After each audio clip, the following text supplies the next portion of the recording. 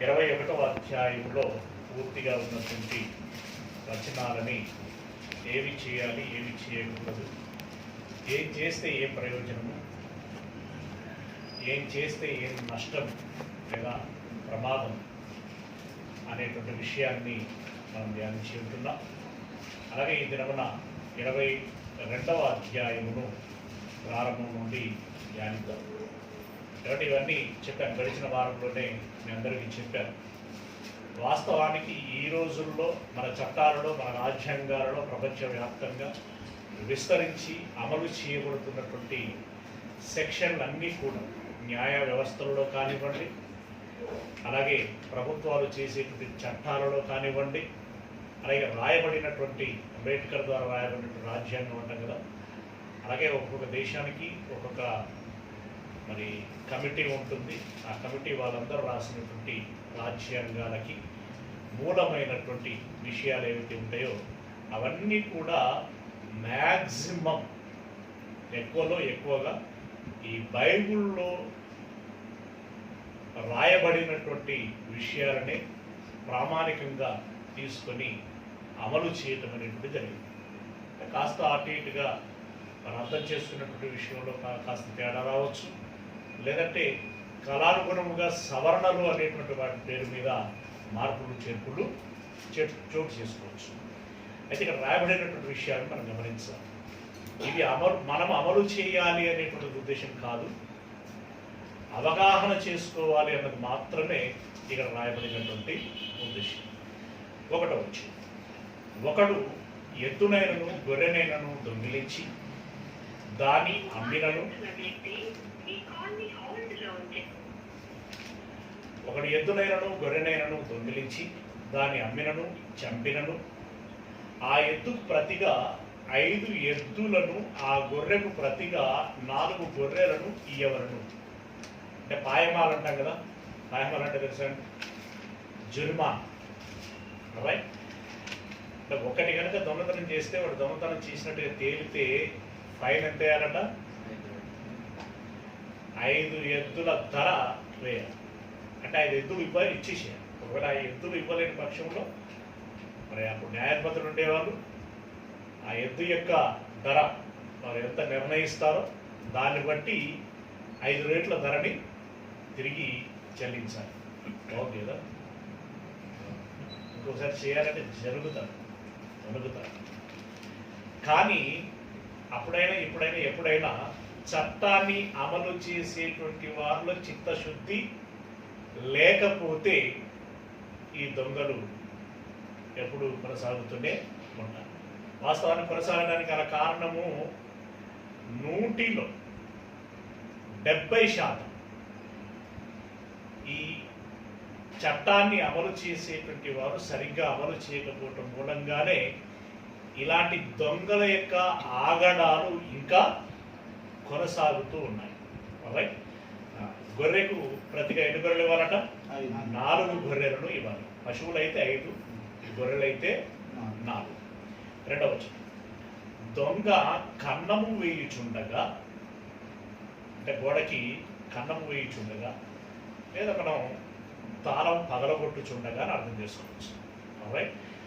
వాడు దొరికి చచ్చున్నట్లు కొట్టబడిన ఎడల అందువలన రక్త అపరాధము ఉండదు అన్నమాట. అంటే ఎవరైనా ఒక దొంగ అది రాత్రిపూట మ్యాక్సిమం ఇక్కడ మనం సందర్భాన్ని గమనిస్తూ ఉంటే రాత్రులు అన్నట్టుగా మనకు అర్థం.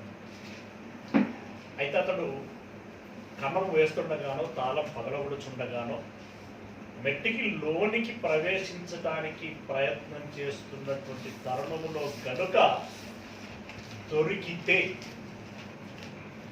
ఆ ఎమోషన్ దొంగతనం చేస్తున్నాడు అనేటువంటి ఒక తీవ్రతలో అందుబాటులో ఉన్నటువంటి ఏ ఆయుధమైనా తీసుకొని, అది కర్ర కావచ్చు, ఇంకేమంటారు రాటు కావచ్చు, రాయి కావచ్చు, తుపాకీ కావచ్చు, తీసుకొని వెంటనే వాడిని కొట్టిన ఎడల, ఒకవేళ వాడు చనిపోయిన ఎడల చంపిన వానికి నేరము లేదు ఎప్పుడైతే నేరం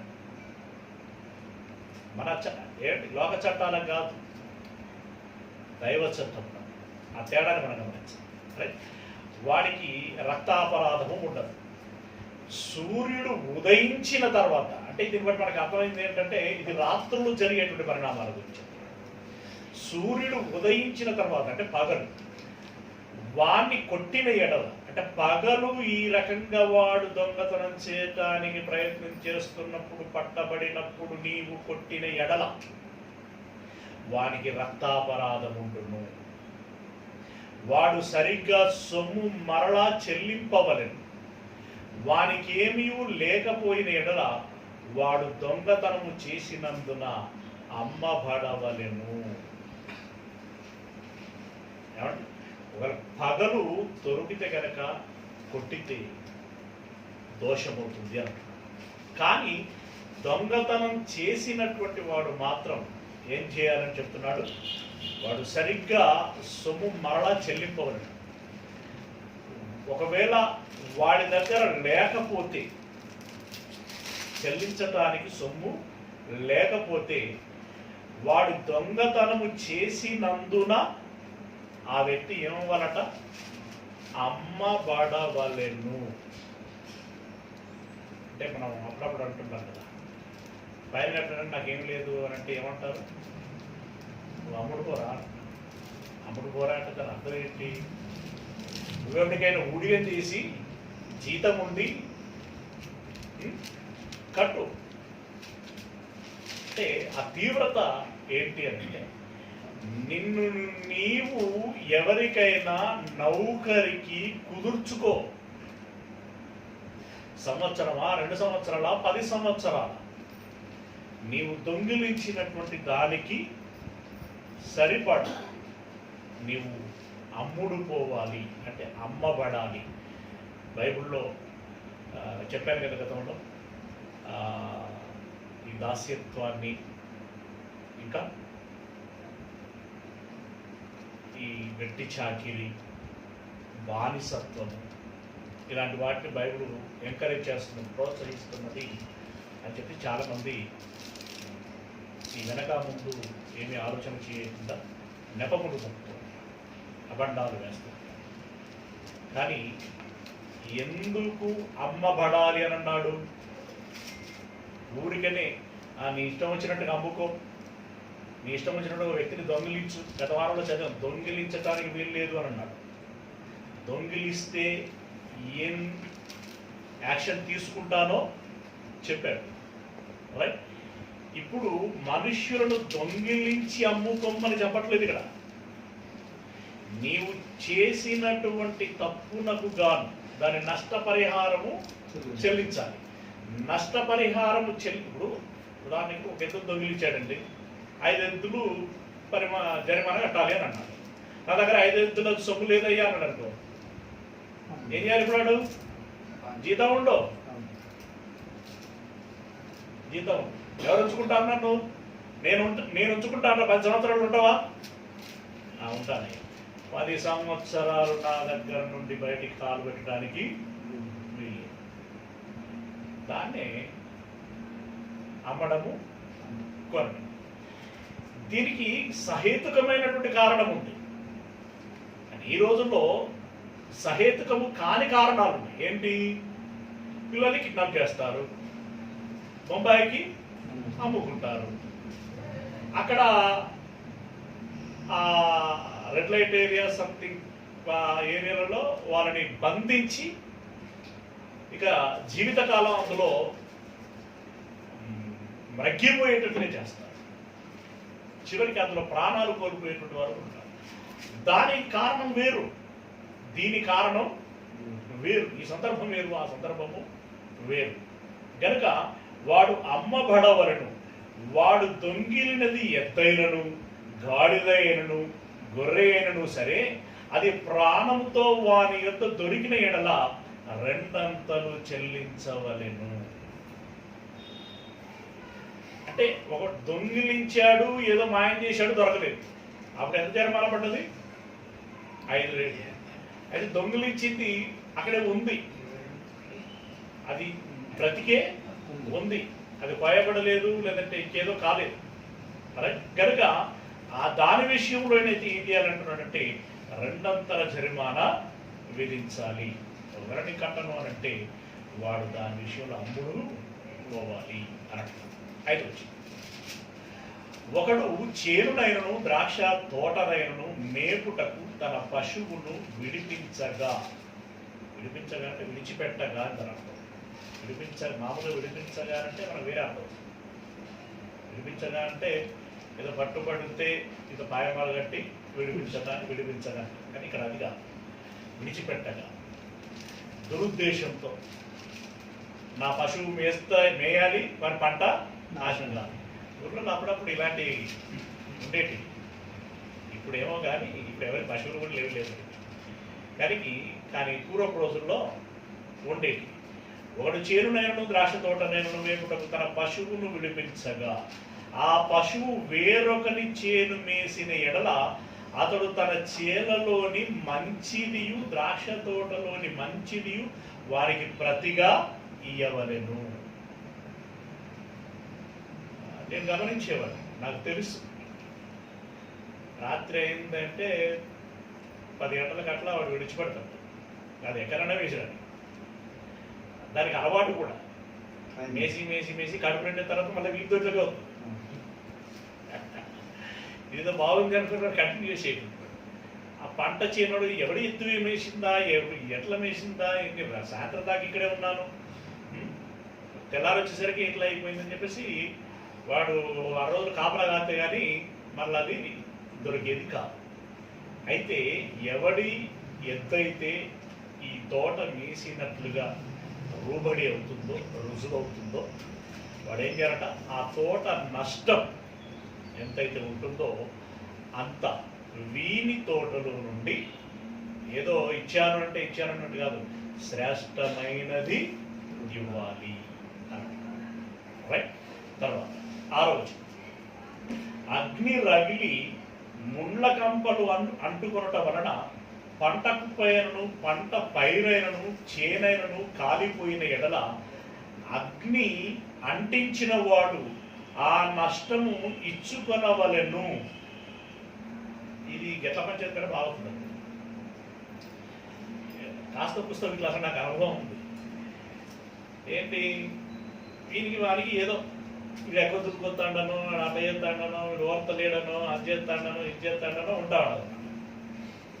వీని గెట్టు కనుక ఎనుగుసాలు అని అంటారు. అంటే కంచి బార్డర్లో ఇప్పుడంటే ఫెన్సింగ్ ఎలా చేస్తున్నారంటే రాళ్ళు నాటి ఎనప వైర్లు కట్టేస్తున్నారు. కానీ పూర్వ రోజుల్లో ఏం చేసి కంప వేసేది. ఆ కంప వేస్తే కంటిన్యూస్గా 1 సంవత్సరం 2 సంవత్సరాలు అలా ఉన్నది అని అంటే అందులో గడ్డి అది ఇదంతా ముడుస్తూ బాగా గుబురుగా ఉండేటువంటిది. అది ఎండాకాలము లేకుంటే ఈ యాసంగి సీజన్ అంట. ఈ సీజన్ వచ్చేసరికి బాగా ఎండిపోయి ఉంటుంది. ఎక్కడని కనుక ఇంత నిప్పురవ్వ పడేసాము అంటే ఇక్కడ ప్రారంభమైనటువంటిది అది ఎంత పొడుగు అయితే ఉంటుందో అంత పొడుగు కాలుకుంటూ పోతుంది. అది కాలుకుంటూ పోయినప్పుడు చేను కనుక కోత దశకు వస్తే ఈ చేను కూడా ఎలా ఉంటుంది, ఆకులన్నీ రాలిపోయి అలా పొడిబారిగా ఉంటుంది. ఈ మంట కనుక అటు గాలి వీచిందంటే చేనంతా మండిపోయి. అలా ఉద్దేశపూర్వకంగా ఎవడైనా ఆ కంచెకు నిప్పు పెట్టిన ఎడల అనేటువంటిది సందర్భం. అగ్ని రగిలి ముండ్ల కంపలు అంటుకున్నట వలన పంట కుప్పైనను పంట పైరైనను చేనైనను కాలిపోయిన ఎడల. పంట కుప్పైనను అంటే ఇప్పుడు మిషన్లు వచ్చేసాయి, కానీ పూర్వపొద్దులో కోసి ఏం చేసేవారు, కుప్పలు ఇంకా మరి వేరే పదాలు ఏమంటారు, ఇంకా మొత్తానికి ఒక దగ్గర పెట్టేవారు. దీనికి కూడా ఓర్వనటువంటి వారు నిపుణులు పెట్టేటువంటి వారు. అలా చేసిన ఎడల అగ్ని అంటించిన వాడు ఆ నష్టము అచ్చుకొనవలెను. అది ఎవడంటించాడు అనేటువంటిది ఎలా తెలవాలి, దీనికి ఇంకా చెప్పాడు, మనకు ముందు తెలుస్తాం. రైట్. మొత్తానికైతే అంటించిన వాడు మాత్రం వాడు 6వ వచనం. అగ్ని అంటించినటువంటి వాడు ఆ నష్టమును అచ్చుకునవలను అంటే ఇవ్వలను. 7వ వచనం. ఒకడు సొమ్మైనను సామానైనను జాగ్రత్త పెట్టుటకు, ఇది కొంచెం క్లిష్టంగా మీన్స్ ఇదేంటి అన్నట్టుగా ఉంటుందండి. ఒకసారి చూడండి ఎట్లా ఉంటుందంటే, ఒకడు సొమ్మైనను సామానైనను జాగ్రత్త పెట్టుటకు తన పొరుగు వానికి అప్పగించినప్పుడు. కొంతమంది ఏం చేస్తారంటే, మీ ఇంట్లో బ్యూరో ఉంది కదా, మా ఇంట్లో ఏమీ లేదు, అమ్మాయి వచ్చింది, మరి బంగారం మీ ఇంట్లో దాచిపెట్టుగా అని చెప్పేసి ఇస్తారు. అప్పుడు వాళ్ళు ముందు భయపడతారు, కానీ అంతగానో అడుగుతున్నారు కదా, కాదు అంటే వాళ్ళు ఏదో అనుకుంటారు. సరే దాన్ని ముందు పెడదామని చెప్పేసి తీసుకున్నప్పుడు 2 రకాల ప్రమాదాలు జరిగాయి. ఒకటి ఉద్దేశపూర్వకంగా వీళ్ళే దొంగిలించి ఎవరో దొంగిలించారని చెప్పేటువంటి వాళ్ళు ఉంటారు. నిజంగానే దొంగ ఎత్తుకుపోవచ్చు కూడా. ఈ 2 కారణాలు ఉంటాయి.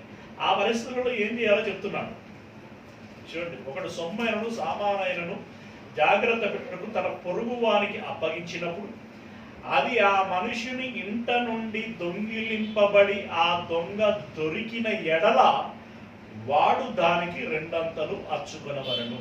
అంటే నిజంగా దొంగతనం జరిగితే ఆ 2 అంతలు ఇవ్వాలి. ఆ దొంగ దొరకని ఎడల, దొంగతనం చేసినటువంటి వాడెవడో వాడు దొరకని ఎడల, ఆ ఇంటి యజమానుడు తన పొరుగు వాని పదార్థములను తీసుకొనెను లేదో పరిష్కారమగుటకై దేవుని యొద్దకు రావలెను. సామాను పోయింది, దొంగ దొరకల. ఏం చేయాలి? ఆ ఇంటి యజమాని, ఇచ్చినోడు దాచినోడు ఇద్దరు దేవుని యొద్దకు రావాలి. దేవుని యొద్ద కంటే మరి అప్పుడు దేవుడు లైవ్లో ఇట్లా కనపడేవాడా? ఎన్నడూ దేవుడు కనపడలేదు. అక్కడ దానికి ఏం చెప్పాడు అంటే, మీకు అర్థం కావడానికి నేను కింద ఇంకొక వచనం చదువుతాను, దాంట్లో మీకు కాస్త తెలుస్తూ ఉంటుంది. దేవుని యొద్దకు రావాలను అనేటువంటి 9వ వచనంలో, ప్రతి విధమైన ద్రోహమును గూర్చి, అనగా ఎద్దును గూర్చి, గాడిదను గూర్చి, గొర్రెలను గూర్చి, బట్టను గూర్చి, పోయిన దాని నొకడు చూచి ఇది నాదని చెప్పిన దాన్ని గూర్చి ఆ ఇద్దరి వ్యాజ్యము దేవుని యొద్దకు తేబడవలెను. అక్కడ ఒక నెంబర్ ఇచ్చాడు, ఫుట్ నోట్లో విషయం రాశాడు. ఏమని? న్యాయాధిపతుల యొద్దకు. అంటే దేవుని యొద్దకు రావాలి అంటే దేవుని ప్రతినిధులుగా ఉన్నటువంటి న్యాయాధిపతి యొద్దకు రావాలి. అవునా? ఇశ్రాయేలీలు ప్రప్రథమముగా కనాను భూభాగంలో స్థిరపడిన తర్వాత దేవుడు ఎవరిని ఏర్పాటు చేశాడు? న్యాయాధిపతులు. అంతకుముందు కూడా మోషే ఎవరు? నాయకుడు ప్లస్ న్యాయాధిపతి. యెహోషువ ఎవరు? నాయకుడు మరియు న్యాయాధిపతి. ఇక ఆ తర్వాత నుండి ఉన్నటువంటి వ్యక్తులందరూ సమూయేలు వరకు, ఒత్నీయేలు మొదలుకొని సమూయేలు వరకు న్యాయాధిపతులు. వారి శకం ముగిసిన తర్వాత రాజులు వచ్చారు. రాజులు ఓన్లీ పరిపాలన చేయడానికి కాదు, వాళ్ళప్పుడు జడ్జీలు కూడా. 2 వ్యవస్థలను చూడాలి. వారు న్యాయాధిపతులు. అయితే వారు దేవుని ప్రతినిధులుగా వారు ఆ పని చేయవలసి ఉంటుంది. సరే, రాజుల కాలంలో కాస్త అది దెబ్బతిన్నదనుకో వ్యవస్థ, కానీ దేవుడు నియమించినటువంటి విధానం మాత్రం అది. న్యాయాధిపతుల యొద్దకి రావాలని 9వ వచనం. ప్రతి విధమైనటువంటి మనం ఇందాక చదివింది 8ఏనా? దేవుని యొద్దకు రావాలంటే దాని అర్థం ఏంటి అని తెలుసుకోవడానికి 9వ వచనం చదివాను. బట్ నేను దానికి ముందు ఎక్కడ 8వ వచనం ఎండింగ్కి వచ్చాను. పరిష్కారం ఒకటికై దేవుని యొద్దకు రావాలను అంటే దాని అర్థం ఏంటన్నమాట? ఈ ఇంటి ఆయన దాచుమని ఇచ్చిన వాళ్ళిద్దరు దేవుని యొద్దకు రావాలంటే న్యాయాధిపతి యొద్దకు రావాలి. అప్పుడు వాళ్ళు ఏం చేసేవాళ్ళు తెలుసా అండి? న్యాయాధిపతి యాజకుని పిలిచి, అంటే అహరోను లాంటి వాళ్ళు పిలిచి వాళ్ళకి ఏ పోదు అనేటువంటి ఒకటి ఉండేది, ఆ పథకము అనేటువంటి. ఆ పథకము చేత పట్టుకొని, దేవా ఈ వస్తువు ఎలా పోయింది? నిజంగా ఆ రోజు ఆ రకమైనటువంటి మహిమ ఉండేది, ఆ రకమైనటువంటి ఆ దృశ్యము ఉండేది. దేవుడు కనపరిచేటువంటి వాడు. దేవుడిని అడిగితే అక్కడ ఎవరు ఏం చేశారు అనేటువంటిది బట్టబయలు చేసేది. నిజంగానే దాస్తాను అని చెప్పి తీసుకున్న వాడే దొంగిలించినట్టయితే వీడే దొంగిలించాడు అని చెప్పి బయటపెట్టి, అలా న్యాయాధిపతికి అది తెలియపరచబడేది. న్యాయాధిపతి వెల్లడి చేసి దానికి సరిపడా ఫైన్ విధించేటువంటి కనుక, అంటే కొన్నిటికి క్లూస్ ఉంటాయి, ఎవరు చేశారు ఏం చేయలేదు. కొన్ని క్లూస్ తెలియవు. ఇప్పుడంటే టెక్నాలజీ పెరిగింది, వెంట్రుకలతోటి, ఫింగర్ ప్రింట్లతోటి, ఇంకా రకరకాల వాటితోటి డిఎన్ఏ పరీక్షలు రకరకాల వాటితో బయటపడతాయి. కానీ ఆ రోజుల్లో అంత సాంకేతికత లేదు కదా. మరి ఎలా అంటే వీళ్ళు దేవుని ఎదురుకు వస్తే దేవుడే ఆ రహస్యాన్ని బట్టబయలు చేసేటట్టు. అయితే దీనిలో భాగంగా ఎప్పుడు కూడా ఒరిజినాలిటీకి ఒక నకిలీ అనేటువంటిది వస్తుంది ప్రతి వ్యవస్థ. అప్పుడు యేసుప్రభుల వారైతేనేమి, తర్వాత అపోస్తలులు, ఫిలిప్పు లాంటి వాళ్ళందరూ అద్భుతాలు చేశారు, స్వస్థతలు చేశారు.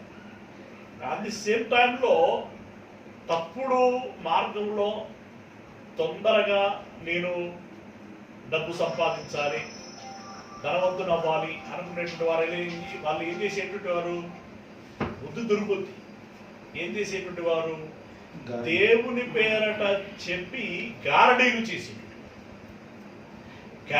చేసి మీరు ఎలా చేయగలుగుతున్నారు అని అంటే ఇది దేవుని ప్రభావం, దేవుని శక్తి అని ప్రభావం చేసేది. చెరులు కూడా అలా ప్రభావమై దేవుని శక్తి అనబడుచున్నటువంటి వాడు ఇతడే అని ఎవరిని పట్టుకుని అన్నారు ఆ రోజుల్లో జనాలు? గారడీలు చేసినటువంటి వారిని అన్నారు. అలాంటి గారడీలు, జిమ్మిక్కులు, మ్యాజిక్లు చేసేటువంటి వారు ఆ రోజు నుండి ఈ రోజుల వరకు చాలా మంది ఉన్నారు. ఇప్పటికి కూడా పాస్టర్లో గారడీలు చేసేటువంటి వారు చాలా మంది ఉన్నారు.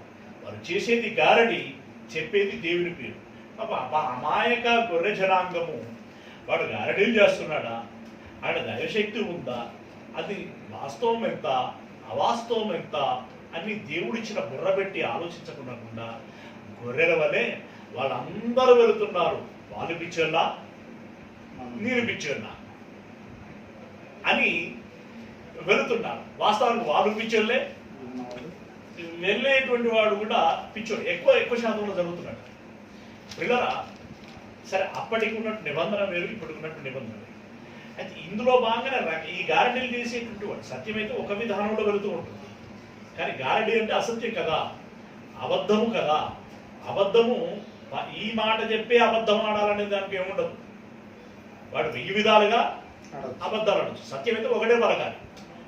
అంటే ఉదాహరణకి 2 2 4 అని చెప్పాలంటే 2 2 అనే చెప్పాలి. ఇక 2 3 2 6 అని చెప్పడానికి మనకు అవకాశం ఉండదు సత్యం చెప్పడానికి. అదే అబద్ధం చెప్పడానికి 3 అని చెప్పొచ్చు, 8 అని చెప్పొచ్చు, 80 అని చెప్పొచ్చు. కనుక ఈ గారడీలు చేసేటువంటి రకరకాలుగా చేస్తూ వచ్చారు. మరి ఏవో పదాలు ఉంటాయండి. తాపాలో నేను బియ్యం పోతాడు, ఒళ్ళు పట్టడు, ఈ చేతులు పెడతాడు, ఏదో చెంపు పెడతాడు, ఇట్లా పెడతాడు. ఎక్కడ పెడతావు చెప్పు, దేవా ఇప్పుడు బయటపడా, ఇంటి పక్కదా ఇంటి ముందుదా.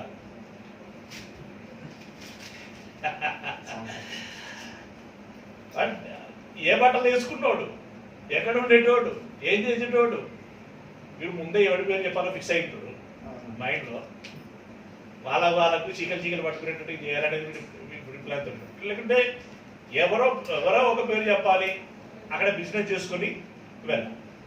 ఈ రకమైనటువంటివన్నీ కూడా ప్యారలల్గా జరుగుతూ వచ్చాయి అప్పటి నుండి ఇప్పటి వరకు. కానీ దేవుడు ఏమంటున్నాడు అంటే ఈ విషయంలో దేవుని ఎదురు తీసుకొని రావాలని దేవుడు వారికి న్యాయం తీర్చును. ప్రతి విధమైనటువంటి ద్రోహమును గూర్చి, అనగా ఎద్దును గూర్చి, గాడిదను గూర్చి, గొర్రెను గూర్చి, బట్టను గూర్చి, పోయిన దానిని ఒకడు చూచి ఇది నాదని చెప్పిన దాని గూర్చి, ఇది నాదని ఓడంటాడు, లేదు నాదే అని ఇంకోటి అంటాడు. మరి ఎవరిది అనేది ఎలా తెలవాలి? అప్పుడు న్యాయాధిపతి దగ్గరికి తీసుకురావాలి. తీసుకొస్తే అతడు దేవుణ్ణి బట్టి, యాజకుడిని బట్టి అది తెలుస్తాడు. దేవుడు ఎవరి మీద నేరము స్థాపించునో, దాన్ని కూడా మళ్ళీ ఫుట్నోట్లో 2వ నెంబర్లో న్యాయాధిపతి అని ఇచ్చాడు. ఎవరి మీద నేరస్థాపన చేయునో వాడు తన పొరుగు వానికి రెండంతలు అచ్చుకొనవలెను. తర్వాత 10వ వచనం, ఒకడు గాడిదనైనను ఎద్దునైనను గొర్రెనైనను మరి ఏ జంతువునైనను కాపాడుటకు తన పొరుగువానికి అప్పగించిన మీదట అది చచ్చినను హాని పొందినను ఎవడును చూడకుండగా తోలుకొని పోబడినను. ఇది చూసుకోవయ్యా అని చెప్పేసి ఒకటి ఇంకొకరికి అప్పగించినప్పుడు జరిగేటువంటి సంఘటన గురించి చెప్తున్నాడు. అప్పగించిన తర్వాత అది ఒకవేళ చనిపోతే, రెండవది ఎవడనూ చూడకుండగా తోలుకొని పోబడితే అంటే దొంగిలించబడితే, ఈ రెండు కారణాలను బట్టి ఏం చేయాలంటున్నాడు? చనిపోయినా దొంగతనం చేయబడిన 11వ వచనం, వాడు తన పొరుగువాని సొమ్మును తీసుకోలేదనుటకు. అప్పుడప్పుడు జరుగుతూ ఉంటుంది కదా, పల్లెటూరులో దెబ్బ జరుగుతూ ఉంటుంది. ఏదో ఫంక్షన్కి వెళ్ళాలి, కూతురింటికో తోడల్లుడింటికో ఇంకెక్కడికో పోవాలి, దూర ప్రయాణం, 2 రోజులు టైం పడుతుంది.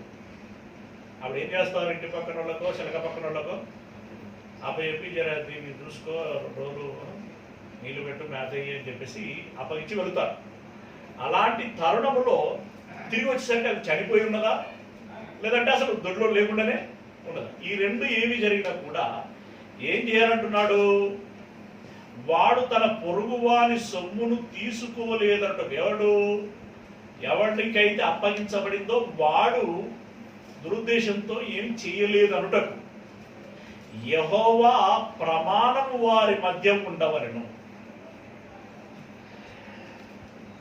ఆ రోజుల్లో వాళ్ళకున్నటువంటి జ్ఞానాన్ని బట్టి ఆ నియమాన్ని పెట్టాడు, ప్రమాణం. యెహోవా తోడు ఆనబెట్టి చెబుతున్నాను, చెప్పరా ఇప్పుడు దేవుని మీద ఒట్టేసి చెప్పు అన్నారనమాట. అది నిబంధన పెట్టారు. నిజం కూడా ఆ రోజు యాక్షన్ అంత తీవ్రంగా ఉంటుంది. ఇప్పటి మాదిరిగా మనం ఎన్నోట్లు పెట్టినా ఏం కాదు. ఇప్పుడు దేవుని మీద ఒట్టన్నా ఏం కాదు, నా మీద ఒట్టన్నా ఏం కాదు, నీ మీద ఒట్టన్నా ఏం, ఇప్పుడు నా ఫరాక్ ఏం లేదు. కానీ ఆ రోజుల్లో పొరపాటుగా వాడు తప్పు చేసి కూడా దేవుని మీద ఒట్టే చెప్తున్నాను, నేను తప్పు చేయలేదన్నాడు, మరుక్షణమే వాడు మరణించి కుప్పకూలేవాడు. అంత తీవ్రమైనటువంటి ప్రమాదం ఉండేటువంటి. దాన్ని బట్టి వాడు ఒట్టు పెట్టాలంటేనే ఒళ్ళు జలధరించేటువంటి కనుక వాడు ఇప్పుడు ఒట్టు పెట్టాలంటే ఏం చేస్తాడు? నా చిన్నప్పుడు ఇదివరకు మీకు ఒకసారి చెప్పినట్టున్నాను మీకు ఏంటి అంటే, అప్పుడు కూడా ఒట్లకి ఏమి లేదు పెద్దగా. కానీ మా అమ్మమ్మలు తాతమ్మలు చెప్పిన స్టోరీలను బట్టి దీనికి ఇంత ఉంటుందా అని భయపడేది అనమాట. ఒట్టు పెట్టుకుంటే ఏదో జరుగుతుంది అనేటువంటిది బాగా మైండ్లో ఫీడ్ చేసింది. నేనేం చేసినంటే మా బామ్మది ఆయన రూపాయి బిళ్ళలన్నీ దాచిపెట్టుకుంటే ఐస్ క్రీమ్ల కోసం రోజు 2 రూపాయలు 5 రూపాయలు ఇలా ఎత్తుకుపోయిన ఆయన డబ్బాతో ఖాళీ చేసిన తర్వాత మావాడు వచ్చి లాభోదీ అని బతుకున్నాడు. నా డబ్బాలని రూపాయి బిళ్ళలన్నీ పోయినాయి, లేవు అని ఏడవడం మొదలుపెట్టి. అప్పుడు మా అమ్మమ్మ ఎవరు తీసినా అందరూ నడుకుంటూ వచ్చింది. చాలా మంది, మా బామ్మలు 4 ఉండేవారు. అందులో నేను ఒకటి ఉండేవాడు. అక్కడే ఉంటుంది, అప్ టు 5th క్లాస్ వరకు అక్కడే చదువుకున్నాను. అందరు నడుకుంటూ వచ్చింది, నా దగ్గరికి వచ్చింది. షవరింగ్ స్టార్ట్ అవుతుంది కదా, ఇంకా కాలికలు దొంగే బయట పడతాడు. నన్ను అడిగింది, జస్ట్ ఆమెకు అనుమానం వచ్చింది అక్కడికి. తర్వాత మళ్ళీ మొదటి స్టార్ట్ చేసింది, ఒట్టే చెప్పుకుంటారండి అన్న. నా దగ్గరకు వచ్చి వాళ్ళందరూ వేసారు, వాళ్ళు ఏదో బాధ్యత ఒట్టేసి చెప్తున్నారు. వాళ్ళు నా దగ్గరకు వచ్చి ఒట్టేసి చెప్పుకుంటారు. అందులో పైగా ఏమన్నా తెలుసా, నా మీద ఒట్టేసి చెప్పుకుంటారు. అయిపోయా. ఎందుకంటే అమ్మమ్మ ఒక అభిమానం ఉంటుంది కదా. మా అమ్మమ్మ మీద ఒట్టేసి, మా అమ్మమ్మకి ఏమైనా అయితే భయం వేసింది నాకు. ఆ 4 నుంచికి అప్పుడు ఆ రోజుల్లో అట్లా భయం వేసింది. భయం వేసి ఏం చెప్పాను, నేనే తీశాను అంటే అట్లా ఉండేదన్నమాట. కనుక అంటే ఏమీ లేకున్నా కూడా ఆ రోజుల్లో అంత భయపడేటువంటి మనస్సులు ఉన్నాయి. దాన్ని మాకు ఎక్కించారు. ఈ రోజుల్లో పోయినాయి అనుకోండి. మరి అప్పుడు నిజంగా ఒరిజినల్గానే ఎఫెక్ట్ అవుతున్నప్పుడు ఎంత భయపడేవాళ్ళు.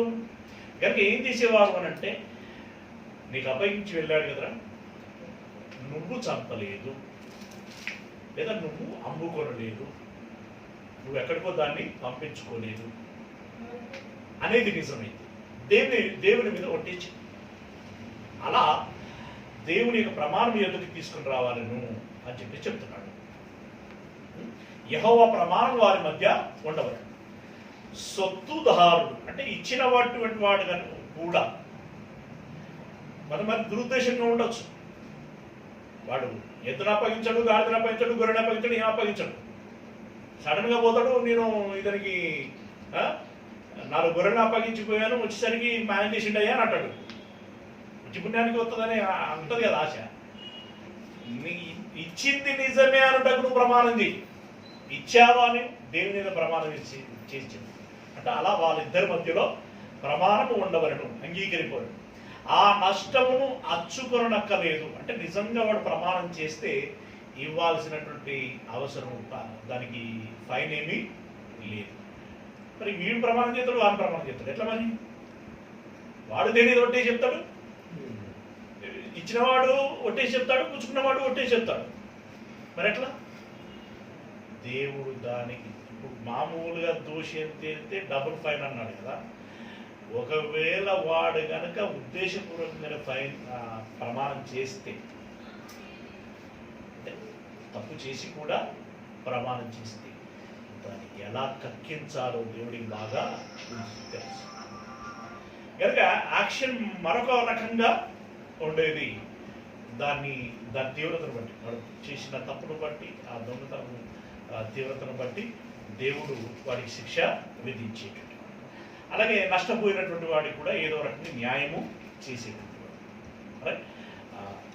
12వ వచనం, ఇది నిజముగా వాని యొద్ద నుండి దొంగిలింపబడిన ఎడల, ఎవరి యొద్ద నుండి, ఎవరి యొద్దనైతే దీన్ని చూసుకోమని చెప్పేసి అప్పగించడం వాని యొద్ద నుండి దొంగిలించబడిన ఎడల సొత్తుదారునికి ఆ నష్టమును అచ్చుకొనవలను. ఇంకేముంది అందులో చెప్పేది ఏముంది?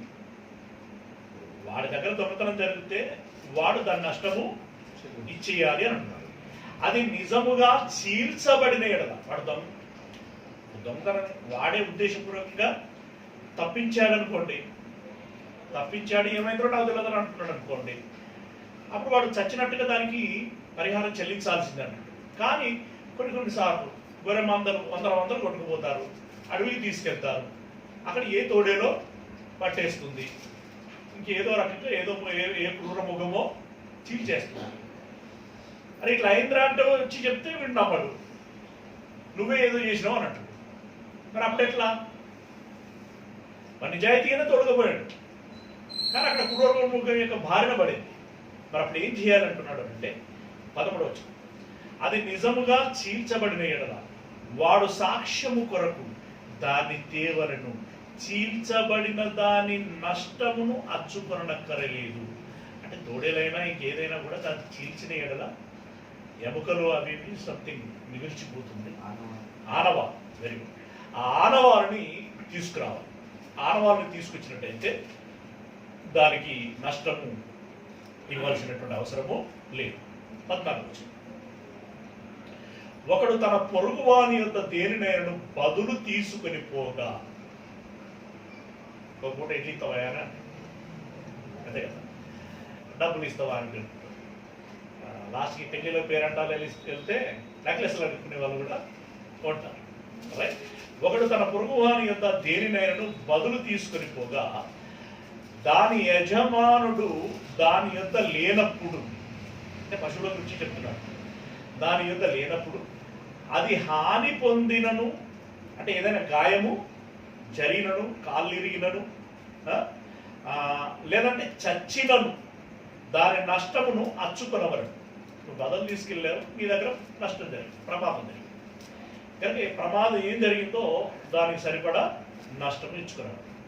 దాని యజమానుడు దానితో ఉండిన ఎడల, ఇచ్చినోడు కూడా అక్కడనే ఉన్న ఎడల దాని నష్టం అచ్చుకొనక్కరలేదు. ఎందుకంటే అది ఎలా జరిగిందో ఆ యజమానికి అక్కడ ఉన్నటువంటి వాడికి కూడా తెలుసు కాబట్టి. అది అద్దెదైన ఎడల, అంటే కిరాయికి తీసుకుపోబడినదైన ఎడల, అది దాని అద్దెకు వచ్చేది. ఒకడు ప్రదానము చేయబడింది. అంటే ఇక్కడ దీన్ని ఏం చెప్తున్నాడంటే ఈ 15వ వచనంలో మళ్ళీ కొంచెం క్లారిటీ చెప్తుందండి.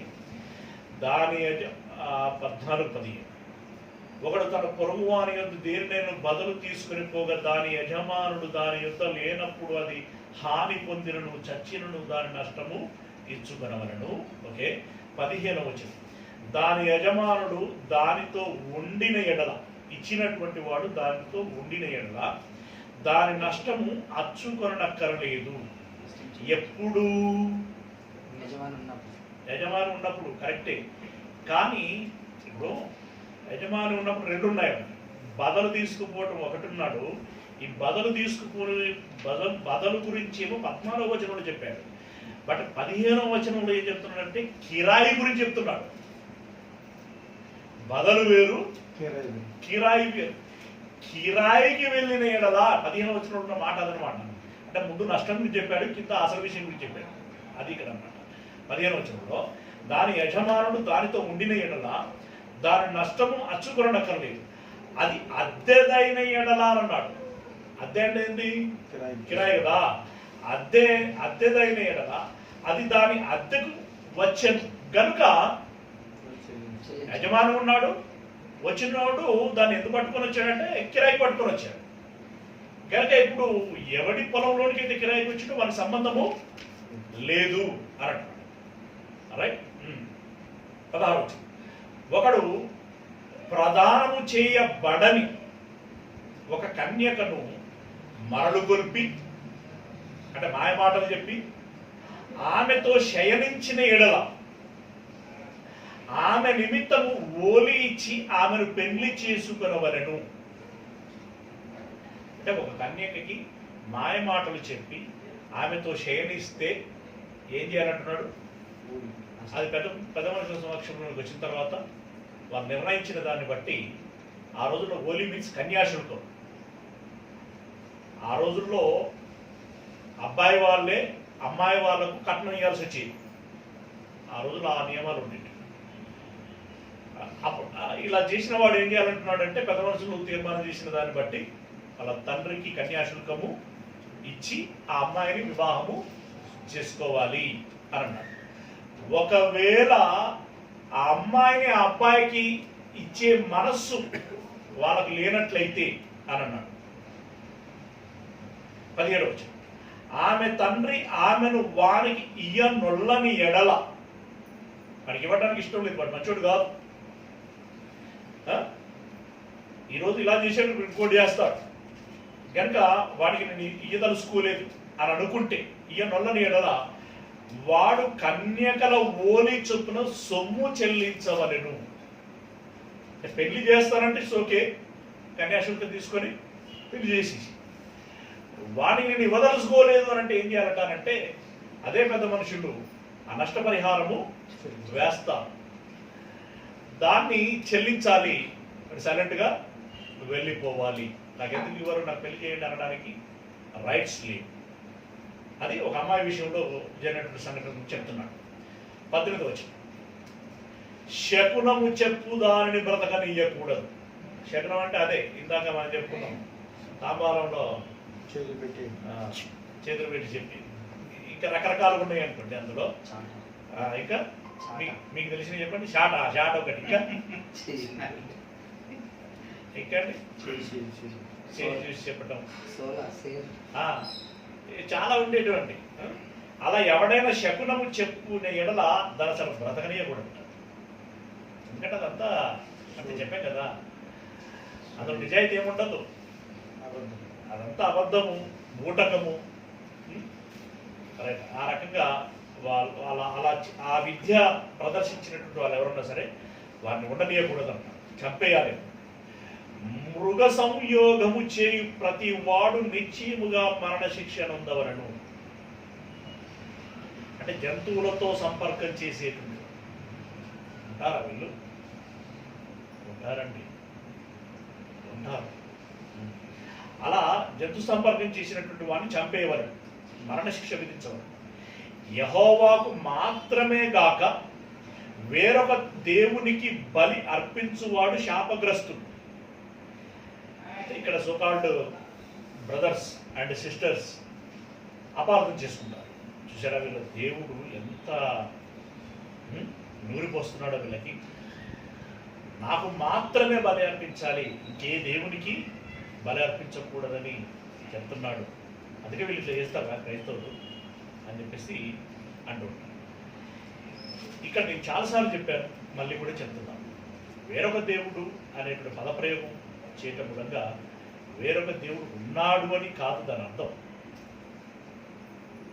మనకి ప్రతిపత్రిక 8:6 ఏం చెప్తున్నది? దేవతలు అనబడినవి ఉన్నను అంటే అయినవి కావు, అనబడినవి.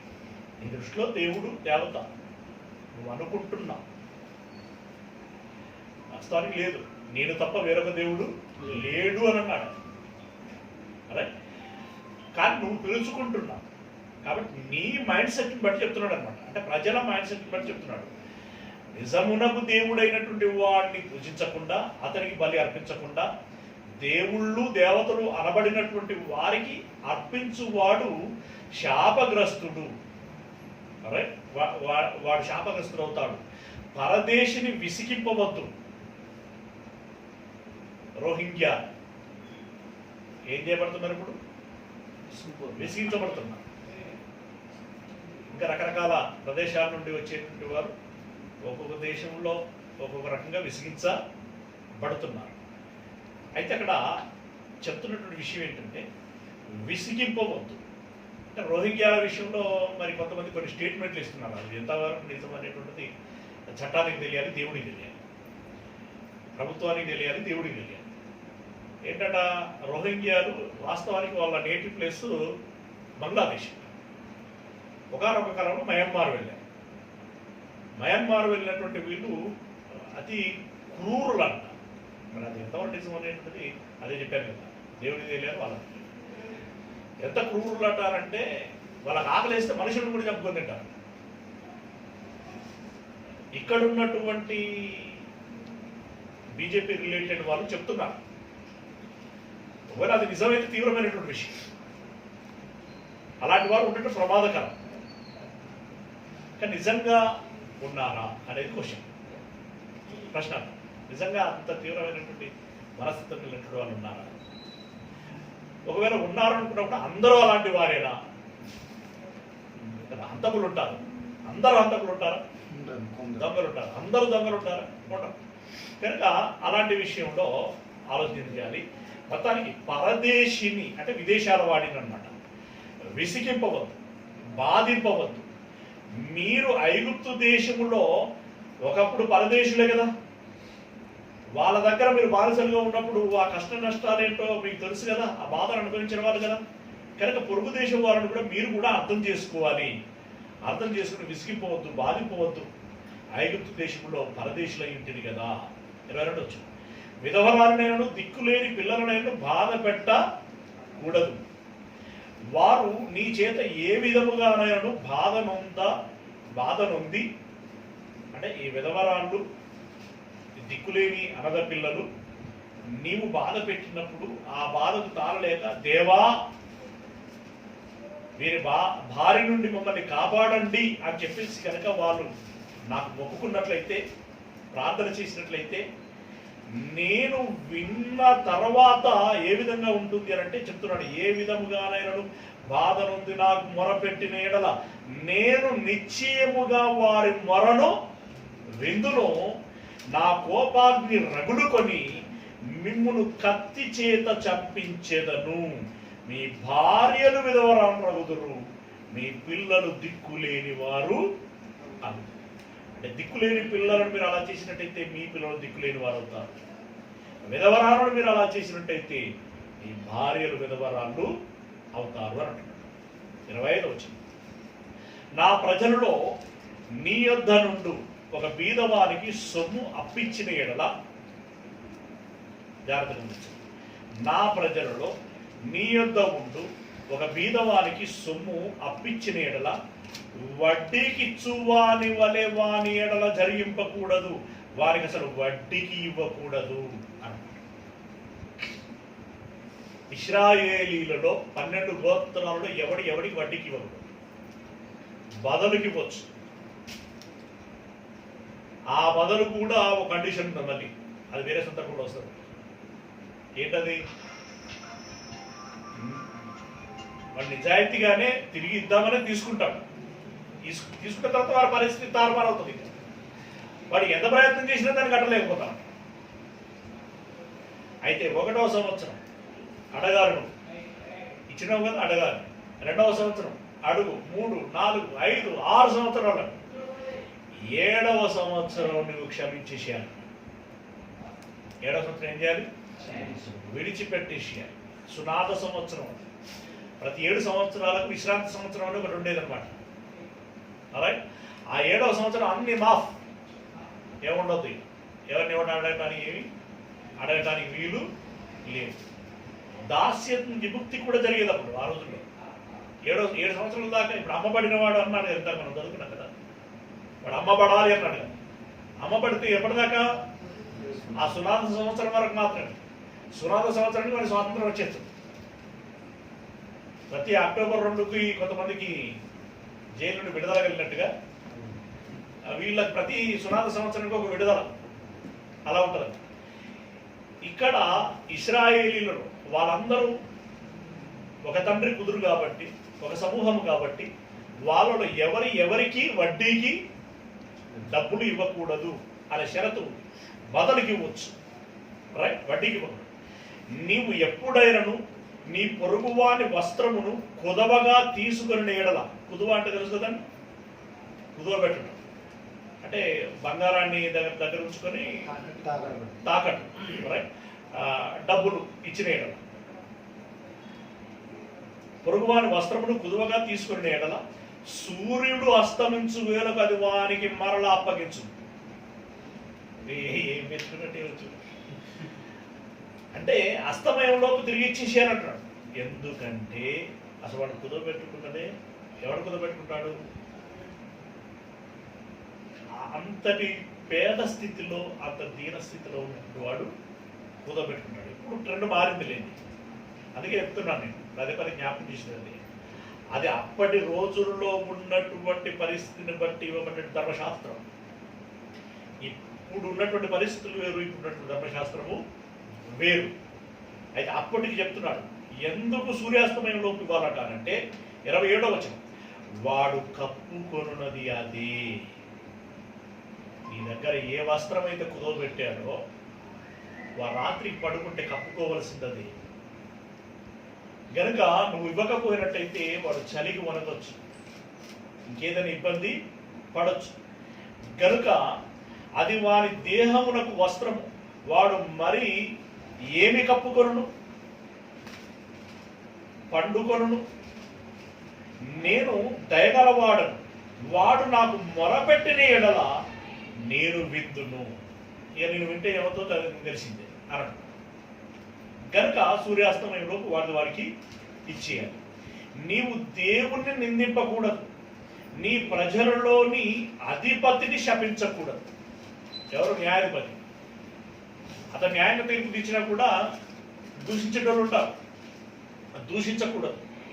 రైట్. 29వ వచ్చింది, నీ మొదటి సస్య ద్రవ్యములను, అంటే పంటలోని మొదటి పంట అనుకోవచ్చు, జీతములోని మొదటి జీతం అనుకోవచ్చు, లైక్ నీ మొదటి సస్య ద్రవ్యములను అర్పింప తడవు చేయకూడదు. నీ కుమారుల్లో జ్యేష్ఠుని నాకు అర్పింపవలెను. ఆ రోజులో స్టూడెంట్ మాస్టర్ జ్యేష్ఠ కుమారుడు దేవునికి సేవకు అంకితం అవ్వాలి. వాడు ఏ గోత్రం వాడైనా సరే. మరి ఇప్పుడు జ్యేష్ఠులు లేడు, కనిష్ఠులు ఎవరు లేడు. ఓకే, ఎవరు లేడు అనుకునేరు, ఉన్నారు సుమా. ఆ రోజుల్లో జ్యేష్ఠుడు, ఈ రోజుల్లో అందరూ. అది ఎలా అనేటువంటిది కొత్త నిబంధన గురించి మాట్లాడుకుంటప్పుడు మాట్లాడుతున్నాం. ప్రతి జ్యేష్ఠుడు నాకు అర్పించవలను. అట్లే నీ ఎద్దులను నీ గొర్రెలను అర్పింపవలను. 7 దినములు అది దాని తల్లి యొద్ద ఉండవలను. 8వ దినమున దానిని నాకు ఇయ్యవలను. మీరు నాకు ప్రతిష్ఠింపబడిన వారు గనక పొలములో చీల్చబడిన మాంసమును తినక కుక్కలకు దాన్ని పారవేయవలను. అంటే మీరు పరిశుద్ధులు కనుక ఏదేని ఒక జంతువు బారిన, ఒక మృగం బారిన పడినటువంటి గొర్రె కావచ్చు, మేక కావచ్చు, పశువు కావచ్చు, ఏదైనా సరే అది అలా చీల్చవేయబడింది కదా అని చెప్పేసి నేను తెచ్చుకొని వండుకొని తింటా అంటే ఇప్పటికి జరుగుతూ ఉంటాయి. అలా తెచ్చుకొని వండుకొని తింటా ఉంటాను. కుక్కర్ దర్శనం వాటిని కూడా తెచ్చుకొని వండుకొని తినేటువంటి మీరు అలా తినకూడదు. మీరు నా ప్రజలు కనుక మీరు పరిశుద్ధతను మెయింటైన్ చేయాలి, మీరు అలా తినకూడదు అని చెప్పేసి ఇక్కడ చెప్తున్నటువంటి మాట. పిల్లరా, ఇది ఆలోచిస్తే నిజంగా ఈ చట్టం మనకి ఇప్పుడు అమలులో ఉంటే కనుక ప్రతి విషయాన్ని అందులో ఏ ఒక్క పదాన్ని కూడా విడిచిపెట్టకుండా జ్ఞాపకంలో ఉంచుకొని ఒళ్ళు దగ్గర పెట్టుకొని క్షణం క్షణము జాగ్రత్తగా ఆచి తూచి ఆలోచన చేసి అడుగు వేయవలసినటువంటి పరిస్థితి. మాటల యందును చేతల యందును ప్రతి క్రియ. ఎవరిదైనా బదులు తెచ్చుకోవాలన్నా ఆలోచించాలి, ఎవరిదైనా నేను దాచిపెడతాను అని చెప్పి తీసుకోవాలన్నా ఆలోచించాల్సినటువంటి. అలాగే ఎవరిదైనా దొంగతనం చేయాలి అనేటువంటి ఆలోచన వచ్చిందంటేనే రావడం ఛాన్స్ లేదు, కానీ వచ్చేదండి అది ఎలా సాధ్యమయ్యేదో ఏంటో. కానీ నిజంగా చాలా భయంకరమైనటువంటి, చాలా తీవ్రమైనటువంటి చట్టము ఆ రోజుల్లో అమల్లో ఉంది. ఇంకా మనం ముందుకు వెళుతూ ఉంటేనైతేనండి ఇప్పటికే ఈ రోజుల్లో కోర్టుకు వెళ్తే ఏంటంటే పరిస్థితి, ఈరోజు కోర్టుకు వెళ్తే ఏంటి, వీరి దగ్గర కాస్త రాజకీయ పలుకుబడి, ధనము పలుకుబడి ఉందనుకోండి, తిమ్మిని బంగిని తిమ్మి చేస్తాడు. చట్టంలో లొసుగులను ఆసరగా చేసుకొని వీడు నేరస్తుడైనా సరే ఏ నేరం లేనటువంటి వాడు బయటికి క్లీన్ చీట్ తోటి చేస్తాడు. చాలా మంది పెద్దల విషయంలో జరుగుతున్నది అదే. అంటే ఈరోజు సాక్షులు ఉంటేనే కానీ నేరము రుజువు కాదు. ఆ రోజుల్లో కూడా సాక్షులు ఉండాలని చెప్పాడు, కానీ బిడ్డ మర్చిపోకూడదు, అంతిమ సాక్షిని నేనే అన్నాడు. అంటే వీడు సాక్షులను కొన్నా కూడా దేవుడు దాన్ని బట్టబయలు చేసేటువంటి వాడు. అంత నిఖచ్చితంగా ఉన్నటువంటి రోజులు. మరి అంతా దేవుడు నిఖచ్చితంగా బయట పెట్టేటువంటి పరిస్థితి ఉంటే మరి మళ్ళీ సాక్షులను ఎందుకు పెట్టేటువంటి వాడు అనంటే, దేవుడు ఒక్కొక్కరిని ఒక విధంగా పరీక్షించినటువంటి పరిస్థితి. తప్పు చేసినటువంటి వాడు తప్పు చేయటం ఒక ఎత్తు అయితే, సాక్షి అనేటువంటి వాడు కూడా పరీక్షించబడేటువంటి వాడు. ఇప్పుడు నిజంగా ఉన్నట్లుగా సాక్ష్యం చెప్తాడా, ప్రలోభానికి గురవుతాడా, లోనవుతాడా? వాడు డబ్బు ఇస్తున్నాడంటే ఏమంటుందండి, లంచం ఇస్తున్నాడు అంటే వీడు మార్చడానికి ప్రయత్నం చేస్తాడు. వీడు కూడా పరీక్షించబడేటువంటి వాడు. లంచము పుచ్చుకొని అబద్ధ సాక్ష్యము పలికేటువంటి వాడు అని అన్నాడు. వీళ్ళందరి మీద యాక్షన్లు ఉండేటువంటివి, చాలా తీవ్రంగా ఉండేటువంటివి. అయితే సాతాను యొక్క ప్రభావం మూలంగా, వారి చుట్టూ ఉన్నటువంటి ప్రజల యొక్క ప్రభావాల మూలంగా ఇశ్రాయేలు కూడా తప్పుడు చేస్తూ వస్తున్నటువంటి పరిస్థితి చేసేటువంటి. అయితే ఇది ఎప్పుడు చెప్తున్నటువంటి మాట అంటే, ఇంకా చట్టం అప్పటికి ఇంప్లిమెంటేషన్లోనికి రాల. మనం చదువుతున్నటువంటి విషయాలన్నీ కూడా దేవుడు మోషేకి ఇస్తున్నాడు. ఇదిగో ఈ నియమాలు నేను ఇస్తున్నాను, నువ్వు రాసిపెట్టు. నేను ఇస్తున్నాను, నువ్వు రాసిపెట్టు. నెక్స్ట్ నేను అది ఎప్పటి నుండి అమలు చేయాలో చెప్తాను, అప్పటి నుండి నువ్వు అది అమలు చెయ్యాలి అని చెప్తాను.